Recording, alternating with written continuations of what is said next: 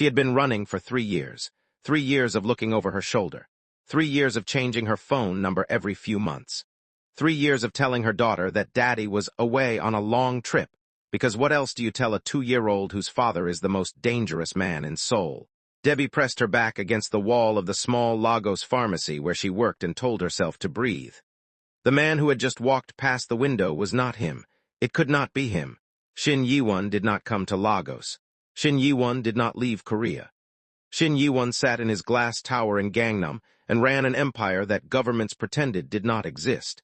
And he absolutely, categorically, under no circumstances would be standing outside a small pharmacy on Allen Avenue in Ikja wearing a black coat in 35-degree heat. She looked again. He was gone. Debby let out a long breath and turned back to the counter where her colleague Amaka was watching her with the expression of someone who had seen too much. "You good?" Amaka asked. "I'm fine. You just turned the color of a boiled egg." "Amaka, I'm black." "Exactly. So what happened to your color?" Debby ignored her, straightened her lab coat, and went back to counting tablets. Her hands were not shaking. They were absolutely not shaking. She was a professional. She had moved to Lagos, built a quiet life, enrolled her daughter Zara in a good nursery school, and she was not going to fall apart because a tall man in a black coat walked past a window. She was fine. Her phone buzzed. She looked down at it. Unknown number. She silenced it. It buzzed again. She silenced it again. It buzzed a third time, and this time when she looked at the screen, there was a message preview, and the message said simply, "I see you cut your hair." Debby dropped the phone. Amaka came around the counter at speed. "Okay, what is happening? Because normal people do not drop their phones like they just received a message from a ghost." "It's nothing." "Debby, it's nothing, Amaka. I need some air." She walked to the back of the pharmacy, through the small storeroom that smelled of antiseptic and cardboard boxes, and she pushed open the back door and stood in the narrow alley behind the building and tried to remember how lungs worked. 3 years, she had been so careful. She thought about Zara, currently at nursery school 3 streets away, currently eating whatever snack the teachers had given her, currently completely unaware that her entire world was about to either collapse or explode, and Debby had not yet decided which one was worse. She had left him. That needed to be said clearly in her own mind because sometimes the story got complicated when she told it to herself. She had left Shin Jae-won. She had made that choice. She had packed one bag, taken her passport, and walked out of the most heavily secured building in Seoul at 3 in the morning because she could not stay. Not because she had stopped loving him. Not because he had been cruel to her, because he hadn't, not once, not in the way people assumed a man like him would be. But because she had been 23 years old and terrified, and she had just found out she was pregnant, and the man she was carrying a child for ran an organization that had 17 known enemies who would use that child as leverage before it even learned to walk. She had left to protect the baby. She had never stopped loving him. She hated that. She had tried very hard to stop, had given herself very stern talks in the mirror on multiple occasions, had even once made a list of all his flaws, which Amaka had found and read aloud and then said, "This man sounds fine, though. What is your actual problem?" The back door opened behind her. She spun around. It was not Shin Jae-won. It was Amaka, the delivery man, holding a package and looking startled. "Madam Debby, package for—" "Give it to Amaka," she said, and went back inside. The nursery school was called Little Stars, and it had a yellow gate and a mural of cartoon animals on the outside wall, and Debby had chosen it specifically because it was ordinary. Everything about her life now was chosen for its ordinariness. Ordinary pharmacy. Ordinary apartment. Ordinary nursery school with a yellow gate where ordinary children learned their ABCs and finger-painted and did not have fathers who controlled the criminal underground of an entire country. She arrived at pickup time and stood at the gate with the other parents, most of whom she knew by sight if not by name, and she watched the door and waited. Zara came out holding a drawing. She was 3 years old and she had Debby's wide eyes and Shin Jae-won's sharp jaw, and his exact expression of faint impatience that he wore when people were moving too slowly, which was an expression that looked alarming on a grown man and absolutely devastating on a toddler. She spotted Debby and ran, arms out, drawing waving. "Mummy, I drawed a lion." Debby caught her and lifted her up and pressed her face into the side of her daughter's neck and breathed. "You drew a lion, and it's beautiful. The teacher said it looks like a potato. Your teacher is wrong." "That's what I said." Zara leaned back to inspect her own drawing critically. "I think it looks like a lion with a bad day. That is the best kind of lion." They walked home the way they always did, down the street with the buka on the corner, and the man who sold recharge cards from a wooden table, and the woman who always had her radio playing too loud. Debby held Zara's hand, and Zara talked without stopping about her day, and what Taewo had said, and how the paint had been the wrong shade of yellow, and whether lions ate mangoes. And Debby listened and nodded and checked over her shoulder exactly 4 times. Nobody was following them. Of course nobody was following them. That night after Zara was asleep, Debby sat on her kitchen floor. She was not having a breakdown. She was simply sitting on the floor because sometimes that is where you end up when your body decides it has had enough of chairs and responsibility. She had a cup of tea that had gone cold, and she was staring at her phone, and she was thinking about the message. "I see you cut your hair." She had blocked the number immediately. Obviously, she was not an amateur, but she had not been able to stop thinking about the fact that he had seen her, that he had been close enough to see her hair, that he was here in Lagos in her city on her street, and that he had not walked into the pharmacy. That was the part that kept circling back to her. He had not walked in. He had sent a message that told her he knew where she was, and then he had waited, which was not the Shin Jae-won she remembered. The Shin Jae-won she remembered did not wait. He identified what he wanted, and he moved toward it, and everything in between stepped aside or got moved. So why was he waiting? She picked up her phone and opened the blocked messages folder, which she had definitely not done twice already that evening. "I see you cut your hair." That was all. She put the phone face down on the floor and drank her cold tea and told herself she was going to get up, wash her cup, and go to sleep. She was still on the floor an hour later. The next morning was a Thursday, and Thursday mornings at the pharmacy were slow, which meant Amaka had time to talk, which meant Debby had to be on guard. "So," Amaka said, restocking the shelf behind the counter with the deliberate casualness of someone preparing an ambush, "who sent you that message yesterday?" "Nobody." "Debby, a wrong number. A wrong number that made you drop your phone and go stand in the back alley for 15 minutes. I needed air. We have a fan. You could have gotten air here." Amaka turned around. She had the face of someone who had decided to be patient but was setting an internal timer. "I've known you for 2 years. I know when you're lying because you blink too fast, and you start rearranging things that don't need rearranging." Debby looked down. She was indeed rearranging a stack of perfectly organized blister packs. She put her hands in her pockets. "It was someone from my past," she said. "What kind of past?" "The kind I don't talk about." Amaka looked at her for a long moment. "Is this about Zara's father?" Silence. "Debby, is Zara's father? Can we not do this right now? Can we do it later? Maybe never." "That's a no then." Amaka came around the counter and lowered her voice even though they were the only ones in the shop. "Okay, I'm not going to push, but I need you to know that if something is happening, if someone is threatening you, or if you're in trouble, you can tell me. You know that, right?" Debby looked at her friend. Amaka, with her no-nonsense mouth and her ridiculous earrings and her habit of feeding half the street from her lunch. Amaka, who had helped her find the apartment and talked her through Zara's first fever at 2 in the morning and never once asked for anything in return. "I know," Debby said. "Good." Amaka straightened up. "Now is Zara's father dangerous?" "Amaka, on a scale of 1 to Jason Bourne." "That's not a scale." Debby looked at the ceiling. "He's complicated. So Jason Bourne? More like if Jason Bourne owned Jason Bourne." Amaka stared at her. "Excuse me." The door of the pharmacy opened. They both looked up. The man who walked in was tall, dressed simply in dark trousers and a plain gray shirt, the kind of clothes that were designed to be unremarkable but somehow failed because of the person wearing them. He had a calm face and a careful way of moving, the kind of careful that comes not from timidity but from a person who has learned that they do not need to rush because everything will wait for them. He looked at Debby. Debby looked at him. She had not seen him in 3 years and 4 months, and some days she thought she had exaggerated him in her memory, made him taller and sharper and more magnetic than any real person could be, the way you do with things you've lost. She had not exaggerated him. Shin Jae-won was exactly as she remembered, except that there was something around his eyes that had not been there before. Something that might have been tiredness, or something older than tiredness. He looked at her for 3 full seconds. Then he said in that voice she had spent 3 years trying to forget, "You blocked my number." Amaka made a sound that was not quite a word. "Yes," Debby said. "Within 4 minutes. I'm efficient." He almost smiled. She saw it happen and then not happen. "You always were." The pharmacy was very quiet. Amaka had become a statue behind the counter. "What do you want, Jae-won?" Debby said. Her voice was steady. She was quite proud of her voice. "To talk. We have nothing to talk about." "I disagree." He came to the counter, not rushing, never rushing, and he set both hands flat on the glass surface and looked at her directly. His eyes were still the same, dark and very still like water that had no idea it was deep. "I have been looking for you for a long time. You should have stopped looking." "I tried." A pause. "I wasn't very good at it." Amaka coughed. "I'm just going to organize the back." She was already moving, very loudly with headphones. Neither of them looked at her. "Jae-won, why did you leave?" He said it quietly, not with anger.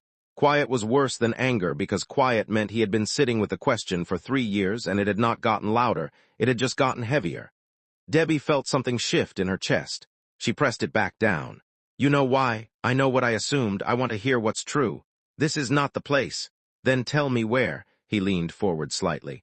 "I will go wherever you say. I will wait as long as you ask. But I am not leaving Lagos until we talk. I've already rented an apartment." She stared at him. "You rented an apartment? 3-month lease?" She stopped. "Of course you did. I also have 2 men outside." "Of course you do. They're being discreet." "Jae-won, there is a man outside in a black suit and earpiece standing next to a pepper cellar. He is not being discreet." Something crossed his face that was almost sheepish. "De-young is working on his cover identities. He looks like a Bond villain at a market. I'll speak to him." Despite everything, despite every single thing, Debby felt the corner of her mouth move. She caught it and stopped it and looked away. This was the problem with Shin Jae-won. He had always been able to do this, make her feel like laughing at the exact moment she most needed to be serious. She took a breath. "Come back at 6, she said. "There's a place around the corner, small restaurant. We can talk there." He straightened up. He gave a single nod the way he always had, like an agreement sealed. 6 o'clock. He turned to leave. "Jae-won," he stopped. She had not meant to say anything else. She did not know why she said what she said next. Maybe it was the tiredness in his eyes. Maybe it was 3 years of carrying something alone. "You look tired," she said. He was quiet for a moment. Then, without turning around, "I haven't been sleeping well." "Since when?" A pause. "Since you left." He walked out. Debby stood behind the counter and did not move for a full minute. Amaka reappeared from the back room without any pretense of having been doing anything. "Okay," she said. "I need you to sit down and start from the beginning, and I mean the actual beginning because that man did not just walk out of a K-drama, he walked out of the specific type of K-drama they make when they want to destroy your peace entirely." "Amaka, sit down, I'll make tea." Debby sat down. She did not tell Amaka everything. There were things that were not hers to tell, pieces of Jae-won's world that lived in the space between what was spoken and what was understood, and Debby had spent a long time learning that some knowledge was safer kept quiet. But she told her enough. She told her about Seoul, about the language school she had gone to at 22 with a scholarship and a suitcase, and no idea that anything was about to change. She told her about the coffee shop near Hongdae where she had worked part-time, about the man who had come in one evening and ordered the wrong thing and then, impossibly, admitted it. Amaka stopped her there. He admitted he was wrong, without being asked. "A man. I know, voluntarily. I know, Amaka. Continue."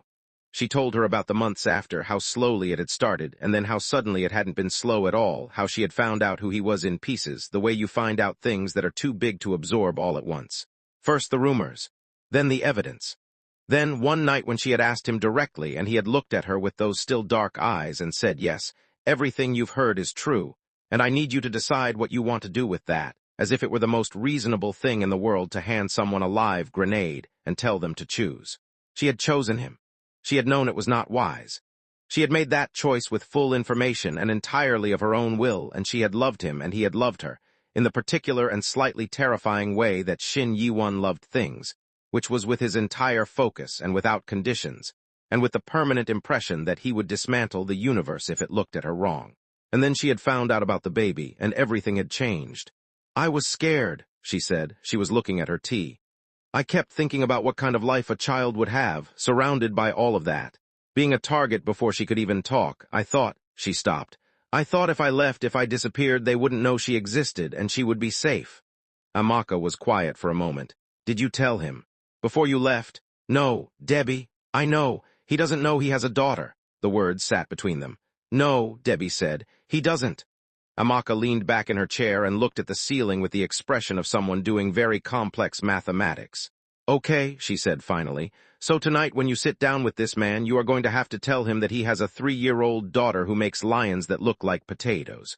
"Yes, and he is a mafia boss." "Yes, So this could go a number of ways. Yes, and you are very calm about this. I am not calm at all. I am the opposite of calm. I am performing calm as a survival strategy. Amaka nodded slowly. That is the most honest thing you have said to me in 2 years. Good. She stood up. I'm coming with you tonight. Amaka, not inside. I'll sit outside with my phone, and I will be texting you every 3 minutes, and if you don't respond, I will come in and ask if anyone wants to see the menu. Debby looked at her. You're going to be terrible at that. Absolutely. Which means you'll respond to my texts just to keep me outside. Amaka collected their cups. You're welcome. She had arranged for her neighbor Mrs. Ademi to watch Zara for the evening, which Mrs. Ademi was happy to do because she was 64 and retired, and Zara called her Grandma Ademi and performed elaborate dramas using Mrs. Ademi's throw pillows as characters.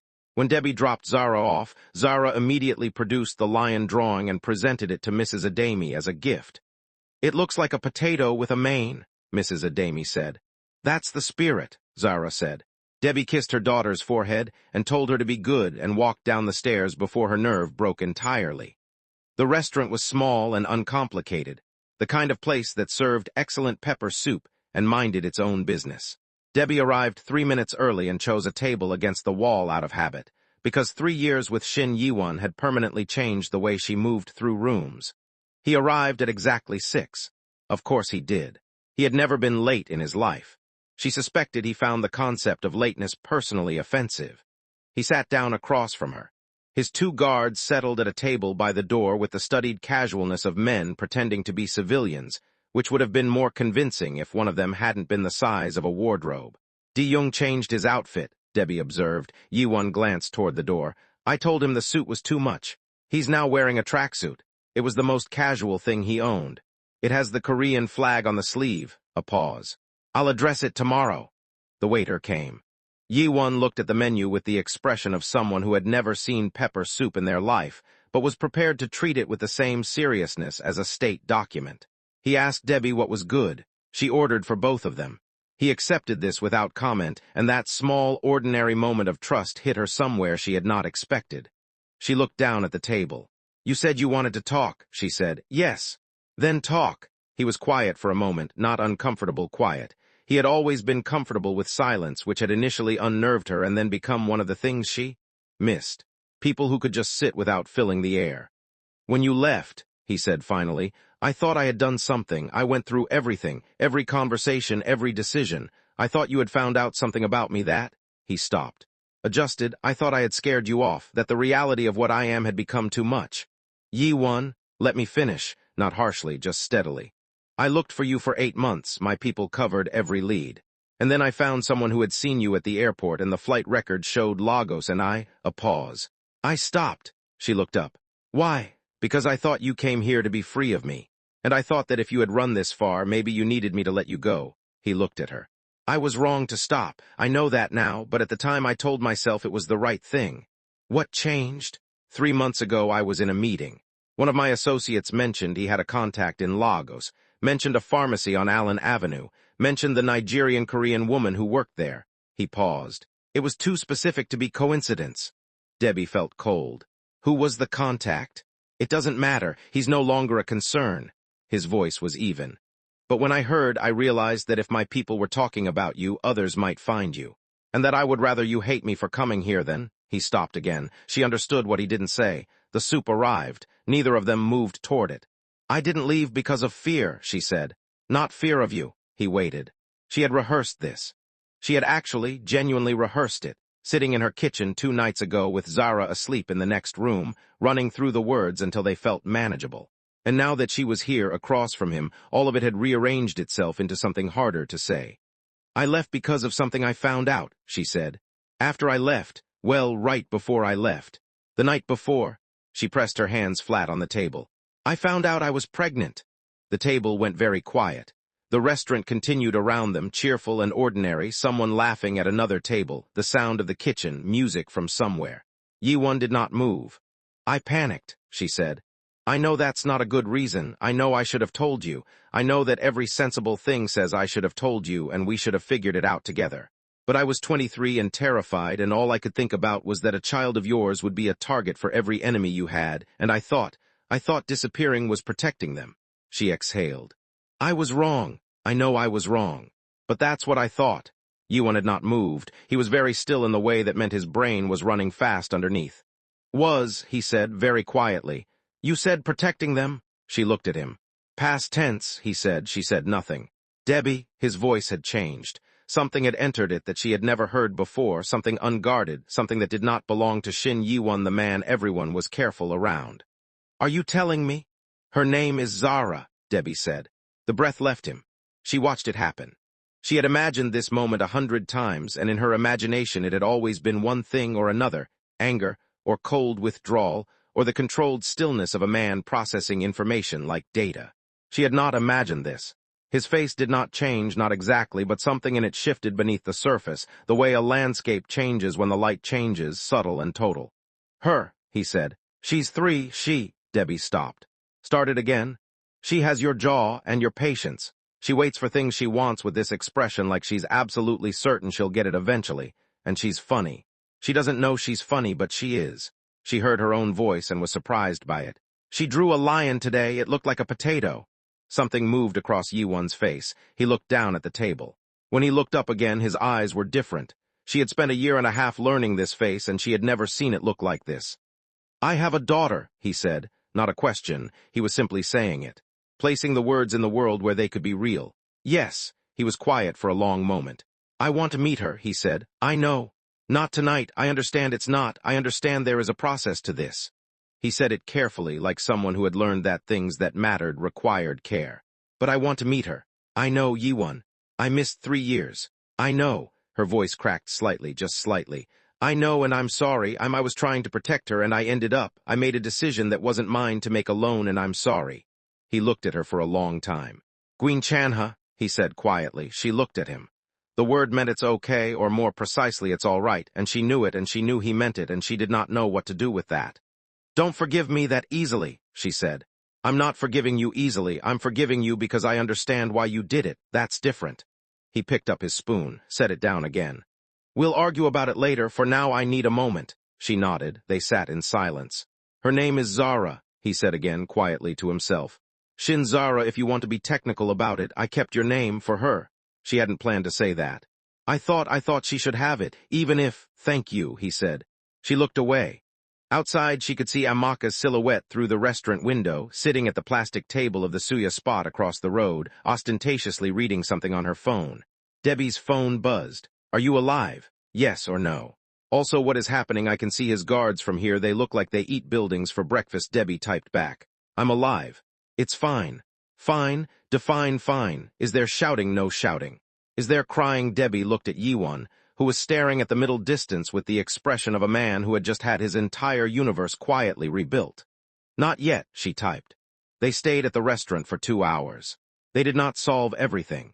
Some things do not get solved in 2 hours, and some conversations have to be had in pieces, spread across days or weeks, because they are too large for a single sitting. But they stayed and they talked, and at some point the soup got eaten, and at some point the sharp edges of the air between them softened slightly, not gone, but less likely to cut. She told him about Lagos, about Amaka and Mrs. Ademi and the pharmacy, about Zara's nursery school and her potato lion, and the phase last month where she had refused to wear any color except orange, and the phase before that where she had been deeply, philosophically opposed to shoes. He listened to every word with the same focused attention he gave everything, and Debby felt uncomfortably how much she had missed being listened to like that. He told her, carefully and less than he knew she was curious about, that things in Seoul were different now. Not simpler, never simple, but different. She did not push for details. She had always known which questions to ask and which to leave alone. At some point he said, I never filled the position. She looked at him. The role was yours. I tried once to formalize someone else in it. It didn't work. He was looking at the table. Anyway, I didn't fill the position. She didn't know what to say to that. I'm not telling you to, he stopped, started again. I'm telling you so you know the structure of where things stand, not to pressure you. Whatever happens next, I want it to be your choice. He paused. Jinya. That word, truly, genuinely. He said it like he meant it, and she knew him well enough to know that he did. We have time, she said. Yes, we should take it slowly. Yes, you cannot run background checks on Amaka. A pause. I ran them yesterday.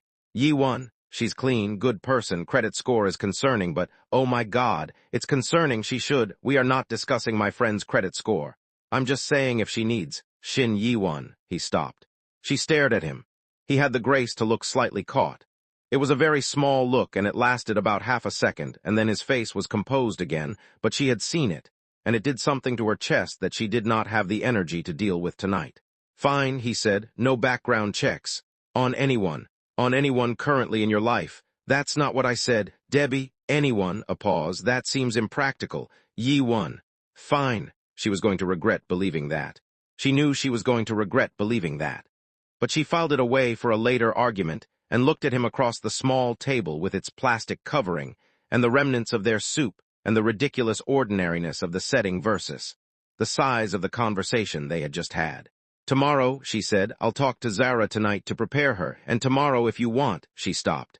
There's a park near the nursery. She goes there sometimes after school if you want to come. He looked at her. Yes, he said, very quietly. I want to come. Outside, Amaka materialized from across the road before Debby had taken 3 steps. Okay, everything. Now, I have been sitting on a plastic chair for 2 hours and I saw him smile approximately once through that window and I need a full report. He smiled, like a flash. For about half a second, I nearly fell off the chair. Amaka grabbed her arm. Debby, did you tell him? Yes. Amaka's face did several things in quick succession, and he wants to meet her. Obviously, what did he say? What happened? Was there crying? There was almost crying. Who? Debby considered. Both of us, separately, while pretending we weren't. Amaka pressed her hand over her mouth. This is the most dramatic thing that has ever happened to me, and it's happening to you, which is unfair. She collected herself. Is it going to be okay? Debby looked back at the restaurant. Through the window she could see Jae-won still at the table, one hand flat on the surface, looking down at something she couldn't see. Maybe his phone, maybe nothing. Maybe he was just sitting with the fact of it, that he had a daughter, that her name was Zara, that she made lions that looked like potatoes and wore orange and refused shoes. I think so, Debby said. I don't know what it looks like yet, but I think so. Amaka exhaled. Good, because I did not sit on that plastic chair for 2 hours for things to not work out. She linked her arm through Debby's. Also, I ate half a stick of Suya while I was waiting. I'll send you the receipt. Absolutely not. It was emotional support Suya. That is not a category. It should be. Someone should lobby for it. They walked back toward home under the Lagos evening, loud and warm and alive, and Debby let herself feel something she had been holding very carefully for a very long time. Something like hope. Something like the particular, terrifying feeling of things beginning. She talked to Zara that night, sitting on the edge of her daughter's small bed, in the room with the yellow curtains and the drawing of the lion pinned to the wall. Zara was already drowsy, holding her stuffed rabbit, the one called Mr. Ears for reasons she had never fully explained. You know how I told you Daddy was on a long trip?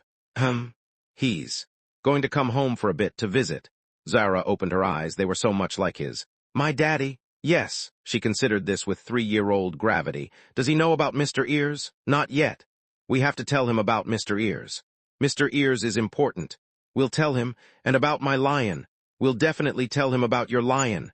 Zara nodded, satisfied, and closed her eyes again. Okay, she said, already drifting. He can come, just like that.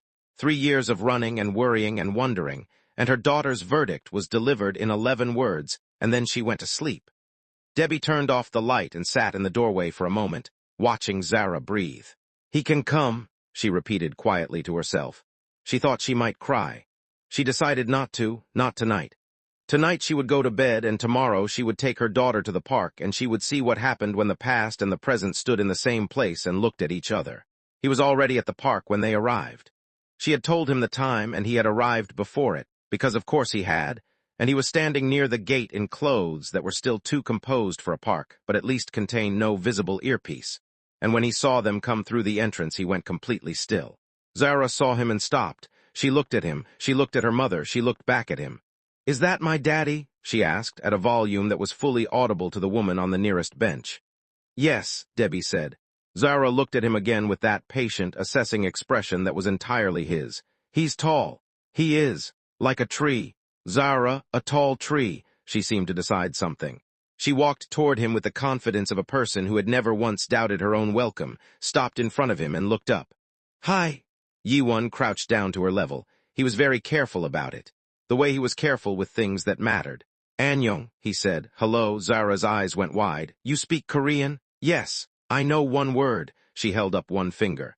"Debak." Something happened to his face that Debby had never seen happen before. Something that dissolved the careful composure entirely. Something warm and completely unguarded. "That's a good word," he said. "Mummy taught me." Zara studied him. "Do you like lions?" "I don't know many lions." "I drew one. It looks like a potato, but it's a lion. Do you want to see it?" "Very much." Zara reached into the small bag Debby had let her carry, produced the drawing, and presented it. He took it with both hands, the way you receive something important, and looked at it seriously. "This is a lion," he said. "Yes, the teacher said potato, but she's wrong." "She's wrong," he agreed. Zara nodded firmly. "I like you," she announced. "You can push me on the swings." She took his hand and began walking toward the swings, and Jae-won looked up at Debby over Zara's head with an expression that she would remember for the rest of her life. Completely undone, completely present, completely somewhere he had never been before. She pressed her lips together. He stood up and let Zara lead him. Debby sat on a bench and watched her daughter tell her father about Mr. Ears and the politics of orange clothing, and Jae-won listened to every word like it was the most important briefing he had ever received. Her phone buzzed. "Amaka, I know you said I shouldn't come, but I'm at the entrance. Please don't be mad. Also, is that him? Also, he is absolutely a K-drama lead. What is happening to my life?" Debby typed back, "Go home, Amaka. In a minute, I'm watching him push her on the swings. This is healing me. Amaka, 30 more seconds." Debby looked up.